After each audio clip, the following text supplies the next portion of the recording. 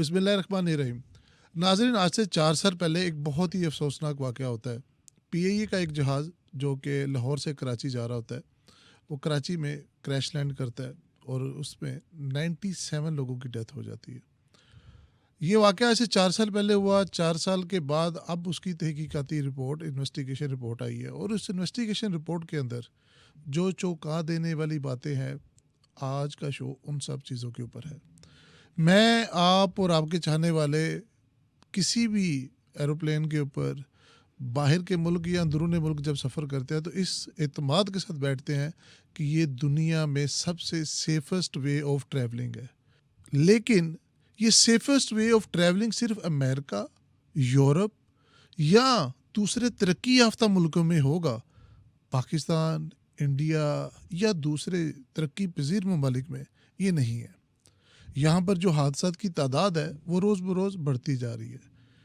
आप गिला कर सकते हैं टेक्नोलॉजी के ऊपर, आप गिला कर सकते हैं ओल्ड इंफ्रास्ट्रक्चर के ऊपर, बट ये जो वाक़या हुआ 4 साल पहले, इसके अंदर इस वाक़े की सबसे ज़्यादा जिम्मेदारी पायलट पर डाली जा रही है।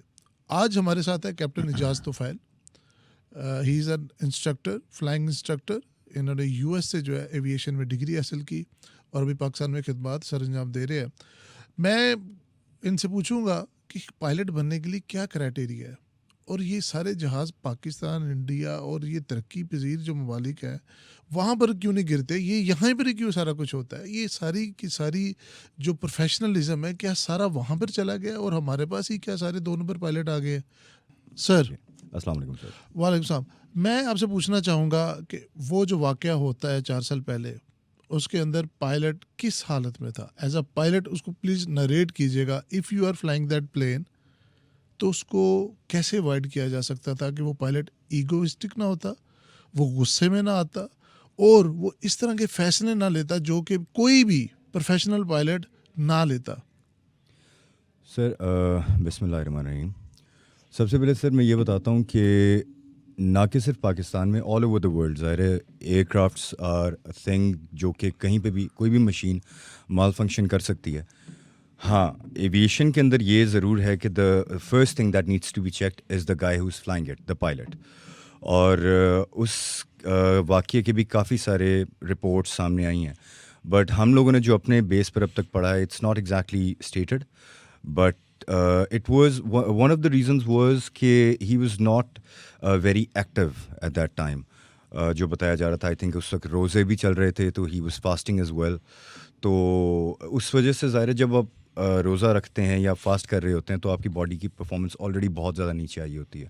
Plus when you take off तो आप हवा में जाते हैं तो शुगर कंटेंट वैसे ही नीचे आ जाता है, तो आप जहाँ पर आपकी परफॉर्मेंस 80-90% होती है, it comes down to what 50-60%। आम आवाम के लिए मैं बताना चाहूँगा कि अगर आप रोज़े की हालत में हैं तो थोड़ा सा चिड़चिड़ापन आ जाता है, बिल्कुल भूख, बिल्कुल। शिद्दत प्यास और उस चीज़ से।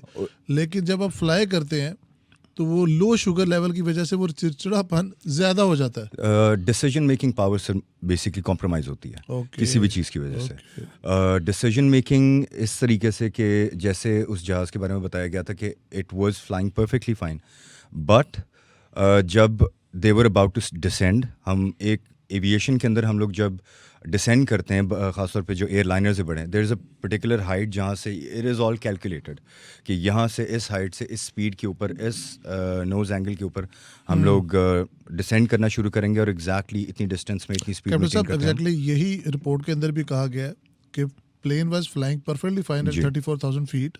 ऑटो पायलट के ऊपर उसने सारा सफ़र किया है और जहाँ पर रेडियो टावर ने इसको कहा कि अब वी विल बी डिसेंडिंग, जी, जब वो डिसेंड करने के लिए उनको बोला गया तो उन्होंने इसको इग्नोर कर दिया। उस पॉइंट के ऊपर उन्होंने डिसेंड नहीं स्टार्ट किया और उन्होंने फर्दर उसको आगे लेके चले गए। क्या ये बात दुरुस्त है?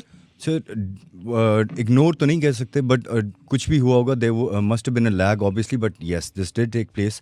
जहाँ से they should have started descending, they descended a bit further वहाँ से। उससे नुकसान अब ये हुआ है कि जैसे एक छोटी सी एग्जांपल है, रनवे से पीछे एक चीज़ लगी होती है, उसे बोलते हैं marker Bacon's.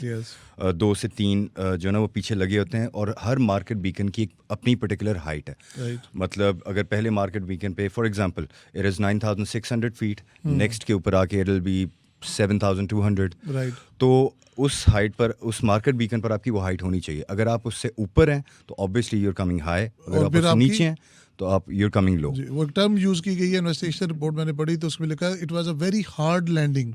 Hard landing afterwards, क्योंकि Yes. देखें जब आप पहले तो आप हाई आ रहे हैं जी। तो ऑब्वियस सी बात है, the first thing you need to do, me as a flyer, अगर मैं हाई आ रहा हूँ, मुझे पता है कि मेरी अप्रोच हाई है, मैं रनवे आधा खा चुका हूँ नीचे है, तो the first thing I am going to do is I am going to go around.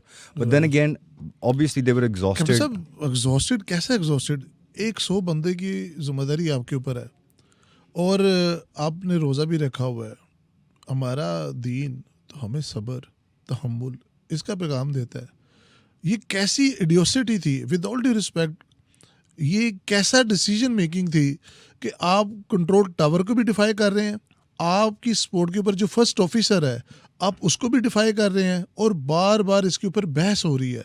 और सबसे जो चौंका देने वाली बात है, जहाज़ जब लैंड करते हैं तो आप उसके पहिए नहीं खोलते, वो बेली के ऊपर लैंड कर देते हैं। सर वह जो जहाँ तक हमने पढ़ा है, obviously I haven't studied it completely, उस तरीके से नहीं आया, लेकिन जहाज़ के पहिए उन्होंने खोले थे when they were descending towards the runway. तो उस वक्त ऑब्वियसली वो लोग जब लैंडिंग करने आ रहे थे, टावर ने उनको बताया कि you are coming in high, तो would you like to go around. The captain, it is always the captain's call, Yes. It is always the pilot's call, pilot discretion. अगर मुझे लगता है मैं कर सकता हूँ then I will go ahead, but then again it is on me to make the right decision.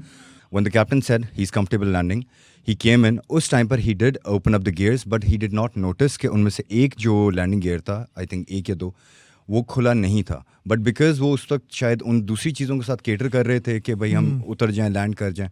When they got close, उस वक्त they realized कि one, मैं लैंड नहीं कर सकता, two, the landing gears are not completely open. Right. उस वक्त जब उन्होंने गो अराउंड करने के लिए ही गेव द थ्रॉटल कि भाई अब मैं गो अराउंड करूँगा, तो जो हमारे छोटे जहाज़ जो हम यूजुअली फ्लाई करते हैं उनमें क्या होता है कि हम जब पावर देते हैं ना तो वहीं से वो पिकअप कर जाता है. जो बड़े इंजन्स हैं, एयरलाइनर्स हैं, उनमें लैग आता है. अगर मैंने यहाँ से पावर दिया तो जहाज़ यहाँ पर था, वो आते आते यहाँ से कहीं जाकर पावर पकड़ गया. It takes a bit of time, there is Yes. Slight lag. Yes. उस लैग की वजह से जब उन्होंने थ्रॉटल दे भी दिया, he was very close when he decided कि I will go around, I can not land. When he was close, he came in, he gave the throttle. थोड़ा लेट हो गया था, उस वक्त तक जहाज बेली लैंडिंग कर गया था. यानी कि runway के ऊपर. जहाज का जो निचला हिस्सा है, जो हाँ जी. इंजन है और जो उसका जहाज का मैं कहूँ पेट कहेंगे, जी. वो जमीन से लग चुका था जी बिल्कुल. और उसकी वजह से दोनों इंजन डिस्ट्रॉय हो हाँ गए जी, बिकॉज स्पीड बहुत ज़्यादा थी. हाँ जी. जाहिर है वो हाई आ रहे थे and he attempted to land, तो उन्होंने नाक नीचे किया होगा, जाहिर है वो स्पीड ज़्यादा हुई होगी.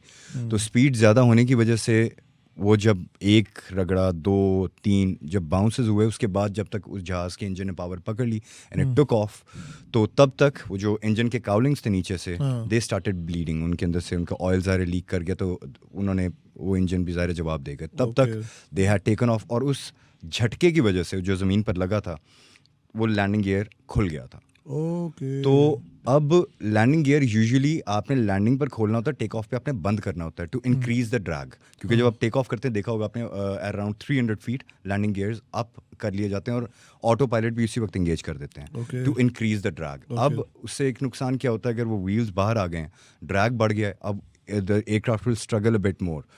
Engines already जवाब दे गए. अब जो go around procedure होता है जो हमारा usually है, that is climb up to 3,000 feet and turn left Okay. and come in for landing again. Yes. चूँकि इंजन जवाब दे चुके थे, तो जब उन्होंने टेक ऑफ किया है, उन्होंने टावर को बताया कि आई